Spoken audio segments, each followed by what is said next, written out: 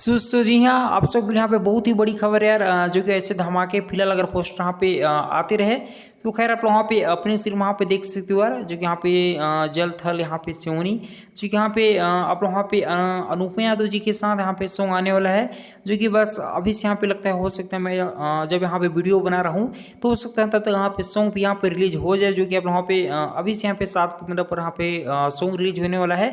तो खैर उम्मीद है कि सॉन्ग बेहद ही खूबसूरत होगा। तो खैर आप वहाँ पे जाके सॉन्ग को भी सुनिए, क्योंकि यहाँ पे सॉन्ग को वहाँ पे विनय बिहारी जी लिखे हुए हैं, और सॉन्ग में आप वहाँ पे अनुपमा जी आप वहाँ पे नजर आएंगी, जो कि अभी से पवन सिंह ऑफिशियल पर वहाँ पे रिलीज होने वाला है।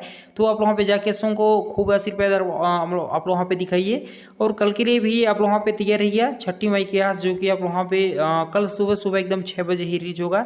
तो दोनों गानों को आप वहाँ पे खूब आशीर्वाद मतलब दिखाइए। यहाँ पे तीसरा सॉन्ग भी समझ लो कि कल रिलीज होगा। तो उम्मीद है कि तीनों गाने बहुत ही कमाल का होगा। तो पहले आप वहाँ पे पवन सिंह ऑफिशियल पर जाके सॉन्ग को सुनिए और खूब आशीर्वाद दिखाइए। मिलते हैं किसी नेक्स्ट वीडियो में। जय हिंद, जय भोजपुरी, लव यू यार।